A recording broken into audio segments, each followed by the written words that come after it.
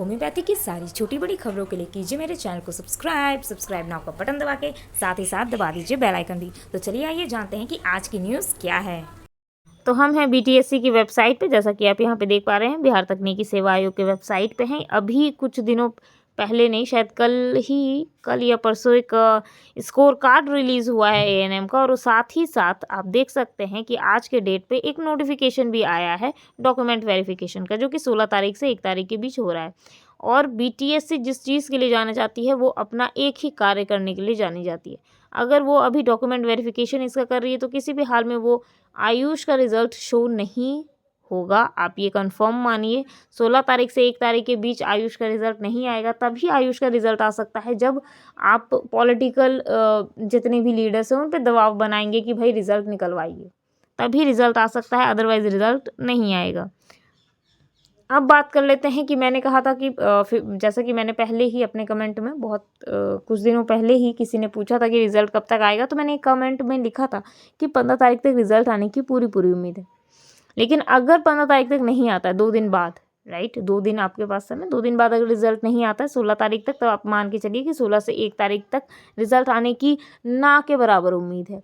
फिर भी जितने भी संघ के लोग हैं जिनको पूरा आश्वस्त हैं कि 16 तारीख तक रिजल्ट आ जाएगा, बहुत अच्छी बात है। मैं पर्सनली आप सबसे ये कहना चाहूँगी कि अगर 16 तारीख तक रिजल्ट नहीं आता है तो आगे का प्रोसेस जो भी है आपका वो करने के लिए तैयार रहें। सरकार को किस तरीके से समझाना है कि रिज़ल्ट लाया जाए वो ज़रूर करें।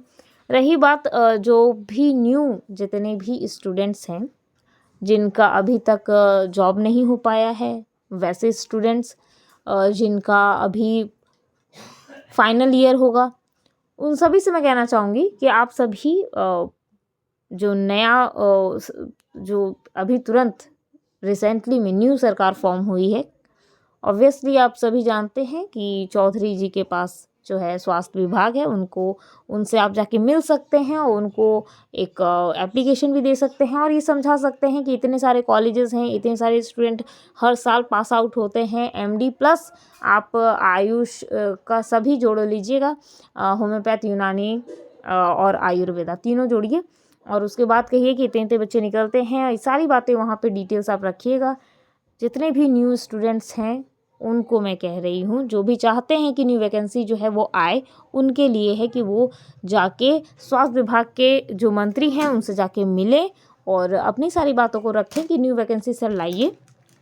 अगर पुरानी वैकेंसी का जिक्र आप लोग नहीं कीजिएगा, क्योंकि पुरानी वैकेंसी जो है वो जितने भी कॉन्ट्रैक्ट बेसिस डॉक्टर्स हैं उनकी जिम्मेदारी बनती है कि वो इस वैकेंसी को निकलाएं, ठीक है, निकलवाएं।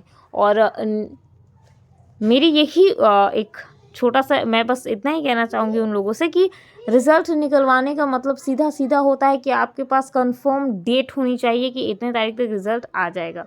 जैसा कि इन्होंने ये लिख दिया है 16 से 1 तारीख, ये पूरा जो है बंदोबस्त करने में लग गए होंगे कि अब हमको आगे क्या प्रोसेस करना है। इनको याद ही नहीं होगा कि आयुष का रिज़ल्ट भी इनको प्रकाशित करना है। सो बीटीएससी के पास ज़रूर जितने भी कॉन्ट्रैक्ट बेसिस डॉक्टर्स हैं, बीटीएससी के ऑफिस जाके सारी जानकारियाँ लें। दूसरी चीज़ मैं इतना कहना चाहूँगी कि आप खुद हेल्थ डिपार्टमेंट में हैं, आप खुद हेल्थ डिपार्टमेंट में जाके सारी जानकारियाँ ले सकते हैं, सारी डिटेल्स ले सकते हैं और आपको सही तरीके से बताया भी वहाँ जाएगा। रही बात जितने भी फ्रेशर्स डॉक्टर हैं, तो अगर आंदोलन होता है तो मैं नहीं कहूँगी कि फ्रेशर्स जितने डॉक्टर्स हैं वो आंदोलन करें। वो सीधा जाके जो बीजेपी के बड़े बड़े नेता हैं, नीतीश कुमार जी हैं जो जेडीयू के नेता, उनसे जाके मिल सकते हैं। और भी बहुत सारे विधायक हैं जेडीयू के जिनके पास काफ़ी मतलब पावर्स हैं, उनसे भी जाके आप सारी बातें कर सकते हैं, न्यू वैकेंसी की डिमांड कर सकते हैं और ज़रूर वो आपकी बात सुनेंगे। और क्योंकि इलेक्शन का टाइम है, आपकी बात सुनने का उनके पास और कोई ऑप्शन भी नहीं है, आपकी बात नहीं सुने ऐसा कोई ऑप्शन भी नहीं है उनके पास। सो न्यू वैकेंसी के लिए मैं इतना ही कहना चाहूँगी कि आप लोग सभी रेडी रहें और जाके बात करें। न्यू वैकेंसी ज़रूर आएगी। ऑब्वियसली ये कॉन्ट्रैक्ट बेसिस बहाली ही होगी जो न्यू वैकेंसी आएगी। आप सबसे उम्मीद है कि आप लोग ज़रूर मैंने जो कहा, मैंने जो सलाह दी है उस पर गौर करेंगे और ऐसा ना हो कि 15 तारीख तक इंतज़ार करते रह जाएं और रिज़ल्ट आए ही नहीं। तो मैं चाहूँगी जितने भी सीनियर हैं वो बीटीएससी ऑफिस से भी ये ज़रूर जानकारी लें कि लेटर आया है उनको कि नहीं, कि रिज़ल्ट प्रकाशित किया जाए, क्योंकि लेटर आने के 10 दिन तक ये लोग सोते रहते हैं, उसके बाद कार्रवाई करते हैं। तो थोड़ा सा आप भी जो है आगे बढ़िए और कार्य कराने की कोशिश कीजिएगा, जितने भी संघ के लोग हैं। और फ्रेशर्स के लिए मैं कह ही चुकी हूँ कि आप लोग एक काम कर ही सकते हैं, CHO की बहाली आप डिमांड कर सकते हैं, NHM की डिमांड कर सकते हैं, जितनी रिक्त पद हैं उन सब में बहालियों की डिमांड आप कर सकते हैं और ज़रूर कीजिएगा। और पुरानी वैकेंसी के बारे में बात नहीं कीजिएगा। जितने भी फ्रेशर डॉक्टर हैं, पुरानी वैकेंसी जो है पुराने डॉक्टर्स को निकलवाने दीजिए, वो अपने तरीके से बहुत अच्छे से हैंडल करके पुरानी वैकेंसीज़ निकलवा ही सकते हैं।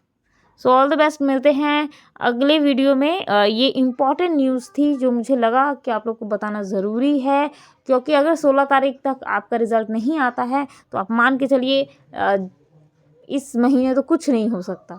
इसीलिए अगर रिज़ल्ट आ जाता है तो उसके बाद आप ये कंफर्म मान के चलिए कि आपके सारा प्रोसेस जो है फिर ये BTSC नहीं करेगी, तो इसका टेंशन मत लीजिए। रिज़ल्ट निकलवाइए किसी तरीके से, तो क्या होगा कि जो सारा काम है उसके बाद का, जितना आपको पोस्टिंग का प्रॉब्लम है या जो भी है, सारी चीज़ें जो है आगे की प्रोसेस जो है वो खुद हेल्थ डिपार्टमेंट करेगी, ना कि BTSC करेगी। BTSC का यही काम रहता है कि वो रिज़ल्ट निकाल के दे दे, उसके बाद उनका कोई रोल इसमें नहीं होता है आगे का प्रोसेस में। तो मिलते हैं, 2 दिन तक इंतज़ार करती हूँ। अगर रिज़ल्ट आ जाता है तो आपको ज़रूर मैं बताऊँगी, और अगर नहीं आता है तो आप लोग आगे का प्रोसेस ज़रूर कीजिए। All the best. मिलते हैं अगले वीडियो में।